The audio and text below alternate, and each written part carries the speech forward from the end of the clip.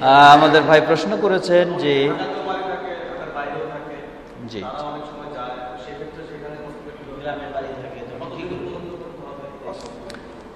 আমাদের ভাই প্রশ্ন করেছেন কসর সংক্রান্ত বিষয়ে।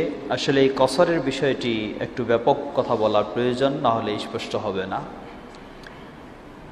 কসর এর দুটি দিক, একটি হচ্ছে কত দূর গেলে আমার এটা সফর বলে গণ্য হবে এবং কসর পড়া শুরু হবে। দ্বিতীয় দিক হলো কতদিন অবস্থান করলে এবং কতদিন পর্যন্ত আমি কসর করতে থাকতে পারব। দুটো বিষয় নিয়ে আলেম সমাজ বিভিন্ন মতামত ব্যক্ত করেছেন। এই বিভিন্ন মতামত ব্যক্ত করার মূল কারণটা হচ্ছে, বিভিন্ন মতামত ব্যক্ত করার মূল কারণ হলো রাসূল সাল্লাল্লাহু আলাইহি ওয়াসাল্লাম থেকে কোরআনে অথবা রাসূল সাল্লাল্লাহু আলাইহি ওয়াসাল্লাম থেকে কত দূরে গেলে সফর হবে ও কত দিনের জন্য এ মর্মে স্পষ্ট কোনো বর্ণনা নেই। এইভাবে তিনি বলে দেননি যে এত দূর গেলেই সফর বলে গণ্য হবে আর এত দিনের জন্য হলে সফর বলে গণ্য হবে, এরকম তিনি রাসূল সাল্লাল্লাহু আলাইহি ওয়াসাল্লাম কোনো বলেননি। যার কারণে বিভিন্ন বর্ণনাগুলি থেকে ইঙ্গিতমূলক দলিল গ্রহণ করে বিভিন্নজন বিভিন্ন মতামত ব্যক্ত করেছেন। আমাদের সমাজে প্রচলিত একটি কথা রয়েছে, তা হলো 48 মাইল দূরে গেলেই সফর বলে গণ্য হবে। 48 মাইল দূরে গেলে, মূলত 48 মাইল দূরে যাওয়া আরবি ভাষায় যেটি আরবাআতু বুরদিন বলা হয়, এটি রাসূল সাল্লাল্লাহু আলাইহি ওয়াসাল্লাম থেকে কোনোই প্রমাণিত নয়। 48 মাইলের কথা রাসূল সাল্লাল্লাহু আলাইহি ওয়াসাল্লাম থেকে কোনো প্রমাণ নেই। এই প্রমাণটি হচ্ছে সাহাবী আব্দুল্লাহ ইবনে আব্বাস রাদিয়াল্লাহু আনহু থেকে 48 মাইল দূরত্বের, এবং সেই বর্ণনাটি নিয়েও কেউ কেউ এটাকে যঈফ বলেছেন, সহিহ নয়। তাহলে এক হলো রাসূল সাল্লাল্লাহু আলাইহি ওয়াসাল্লাম থেকে নয়, দ্বিতীয় হলো সাহাবীদের থেকে এটিও সহিভাবেও প্রমাণ নিখুঁতভাবে বলতে পারছি না। তৃতীয় বিষয়, কোনো সাহাবীর কোনো বক্তব্য শরীয়তের দলিল হিসাবে তখন গ্রহণ করা যেতে পারে যদি অন্য সাহাবীর এর বিপরীত কোনো বক্তব্য না পাওয়া যায়। তো সাহাবী ইবনে আব্বাস রাদিয়াল্লাহু আনহুর বক্তব্য হলো 48 মাইল। আবার সাহাবী আব্দুল্লাহ ইবনে ওমর রাদিয়াল্লাহু আনহু থেকে পাওয়া যায় সহিভাবে বর্ণিত, তিনি মক্কা থেকে মদিনা থেকে 1 মাইল বা 2 মাইল দূরেও গিয়েও তিনি সালাত কসর আদায় করেছেন। দূরে গিয়েও তিনি কসর করেছেন এবং এটাকে সফর মনে করেছেন। সাহাবী ইবনে ওমর রাদিয়াল্লাহু আনহু থেকে সহিভাবে বর্ণিত। তাহলে বোঝা যায় যে সকল সাহাবায়ে কেরামগণ কি 48 মাইলের বিষয়ে একমত কখনো ছিলেন না। আর রাসূল সাল্লাল্লাহু আলাইহি ওয়াসাল্লাম থেকেও যেহেতু এখানে কোনো নির্দিষ্ট করে দেওয়া নেই, বরং অন্য একটি হাদিসে এসেছে যেটি আনাস রাদিয়াল্লাহু তাআলা আনহু বর্ণনা করছেন, হাদিসটি সহিহ বুখারীর হাদিস, মুসলিমেও এসেছে যে রাসূল সাল্লাল্লাহু আলাইহি ওয়াসাল্লাম কসরের সালাত আদায় করতেন কতটুকু গিয়ে, সালাসাতু আময়াল আও ফারাসিখ, 3 মাইল অথবা 3 ফারসাখ। 3 মাইল তো মাইল বুঝলাম, আর ফারসাখ হচ্ছে 1 ফারসাখ সমান হলো 3 মাইল, মানে 3 ফারসাখ হলো 9 মাইল। তাহলে বেশিটাও যদি ধরি এই হাদিসে, তাহলে 9 মাইল গিয়ে তিনি কসর আদায় করেছেন। আবার 3 মাইলের যদি ধরে থাকি তাও অসুবিধা নেই। এখানে কিছু বিষয় বোঝার রয়েছে। বোঝার বিষয় কি, সেই সময়ের প্রেক্ষাপট আর এই সময়ের প্রেক্ষাপট কিছুটা পার্থক্য রয়েছে। তা কেমন বলি, যেমন রাসূল সাল্লাল্লাহু আলাইহি ওয়াসাল্লামের সময় গোটা মদিনা শহরের যে এরিয়াটা ছিল, এখন মসজিদে নববীর এরিয়াটা হলো সেটা। কথা বুঝেছেন? মসজিদে নববীর এরিয়া যেটা, এটাই ছিল রাসূল সাল্লাল্লাহু আলাইহি ওয়াসাল্লামের সময় মদিনা শহরের এরিয়া। তাহলে এখন মদিনা শহরটা কত বড়? শুধু মসজিদে নববীটাই হলো যদি ওই মদিনা শহরের সমান হয়ে যায়, তাহলে এখন কত দূর? দ্বিতীয় বিষয়, মদিনা থেকে 1 মাইল দূরে যদি কেউ যেত, তাহলে মনে হয় যেন সে অন্য আরেক অঞ্চলে চলে গেছে। সেই সময় মদিনা থেকে 1 মাইল দূরে যদি কেউ যেত, মনে হতো যে আরেক অঞ্চলে সে চলে গেছে।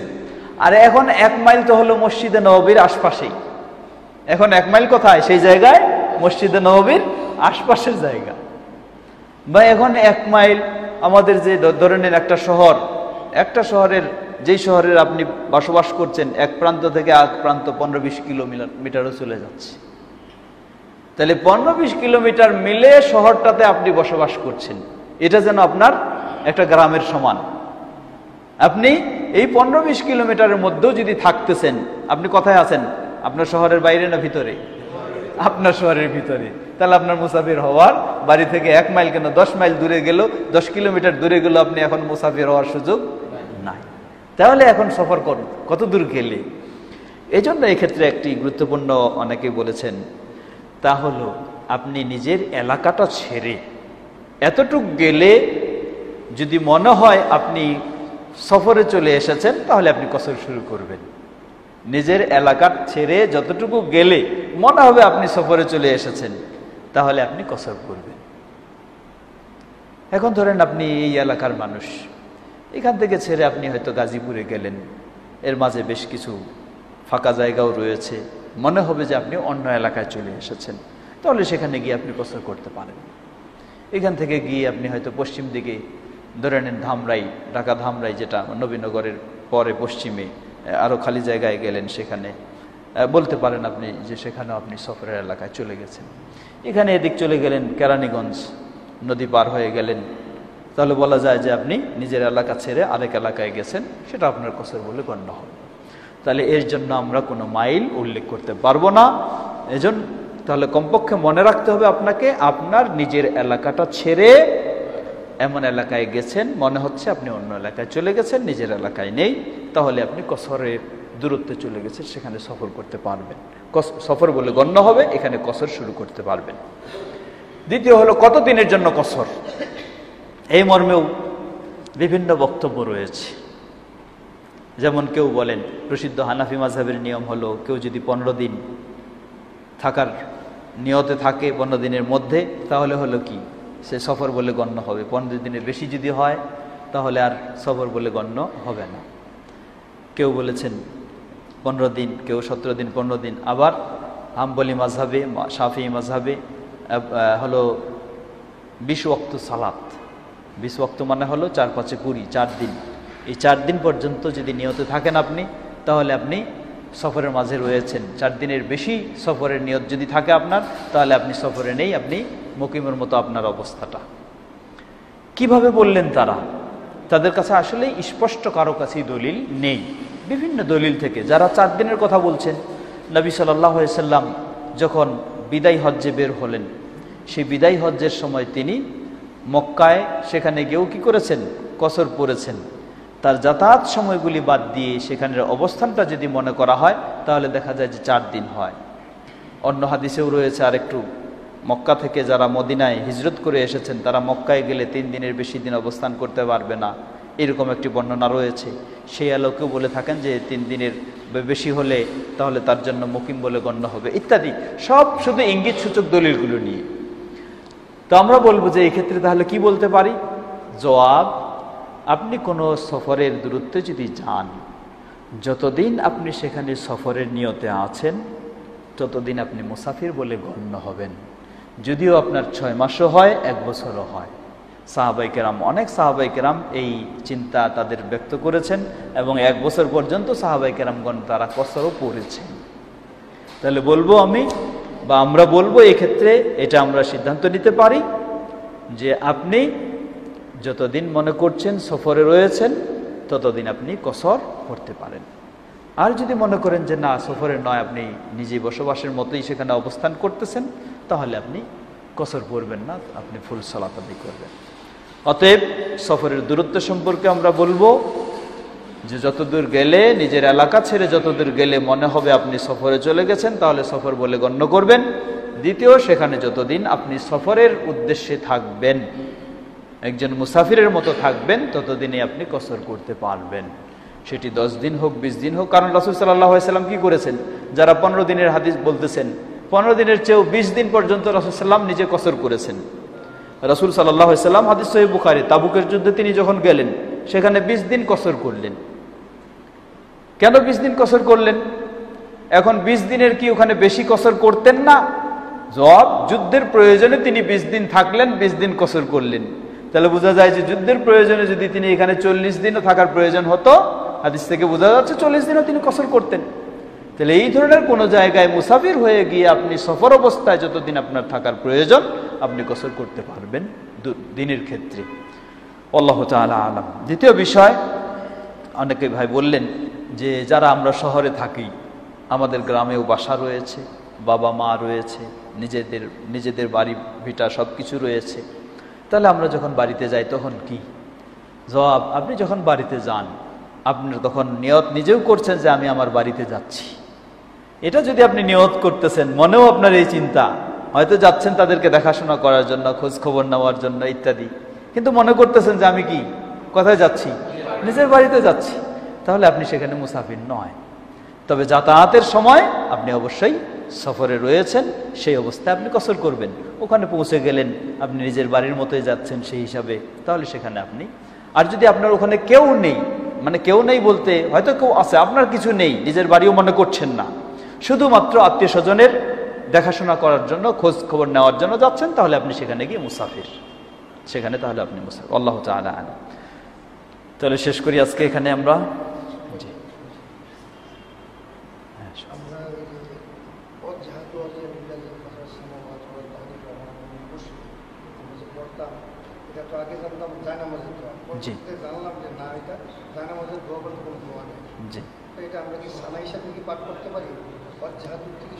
আমাদের ভাই প্রশ্ন করেছেন, প্রচলিত সমাজে জায়নামাজের দোয়া বলতে একটি দোয়া রয়েছে, ইন্নী ওয়াজ্জাহতু ওয়াজহিয়া লিল্লাযী ফাতারাস সামাওয়াতি ওয়াল আরদি হানিফা, যে মূলত এটি আয়াত, এটি একটি কোরআনের আয়াত।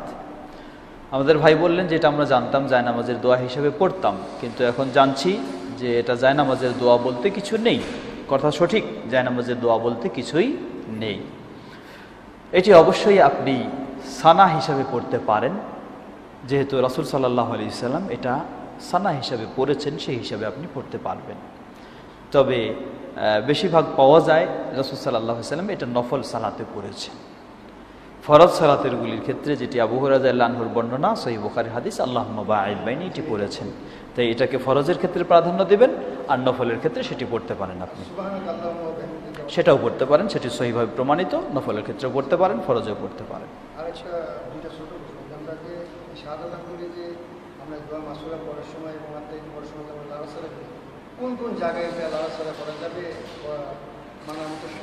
এর সংক্ষিপ্ত কথা হলো, কোন জায়গায়, এই জায়গায় বা সেই জায়গায়, এই ধরনের যতগুলি বর্ণনা রয়েছে সেগুলি অনুমান করে বলা হয়, এর সপক্ষে কোনো স্পষ্ট প্রমাণ নেই। তাই আমরা বলবো যে এটার নিয়ম হলো, যখন আপনি তাশাহুদের বৈঠকে বসবেন, বৈঠকের শুরু থেকে শেষ পর্যন্ত হাতের আঙ্গুলটি এভাবে থাকবে এবং হালকাভাবে মার্জিতভাবে নড়াচড়া করবেন। এটাই হলো সঠিক। শেষ করি, জাযাকুমুল্লাহ খাইর। আমরা যে যখন এই রুকুতে যাচ্ছি, রুকু থেকে উঠে তো আমরা হাত ছেড়ে আমরা অন্য দোয়া করে আমরা সাজদা যাচ্ছি, কিন্তু আবার রুকু থেকে উঠে গিয়ে হাতে বাঁধার সেই কোনো মশলা বা সুন্নাহ আছে? রুকু থেকে উঠে অবশ্যই রফউল ইয়াদাইন করব, সেটি সহিহ, কোনো সন্দেহ নেই। রফউল ইয়াদাইন ভালোভাবে দুটি হাত তোলার পরে হাত দুটি ছেড়ে দেব, না বেঁধে রাখবো, না ধরে রাখবো, এ মর্মে 3টি বক্তব্য রয়েছে এবং 3 ধরনের আমলও রয়েছে। তো আপনি প্রশ্ন করেছেন হাত দুটি বাঁধবো কি না। এই মর্মে বাঁধার সপক্ষে যিনি সবচেয়ে বেশি বলেছেন শেখ ইবনে বাজ রাহিমাহুল্লাহ। তবে শেখ ইবনে বাজ রাহিমাহুল্লাহ এই হাত বাঁধার সপক্ষে তার ছোট্ট রিসালা বইয়ের মাঝে যে হাদিসগুলি উল্লেখ করেছেন, নিজেও তিনি বলেছেন যে এই হাদিসগুলি সহিহ নয়, এগুলি জঈফ। তিনি ইজতিহাদের আলোকে, গবেষণার আলোকে বলেন যে হাত বেঁধে রাখাটা ভালো, গবেষণার আলোকে, কিন্তু কোনো সহিহ দলিলের আলোকে নয়।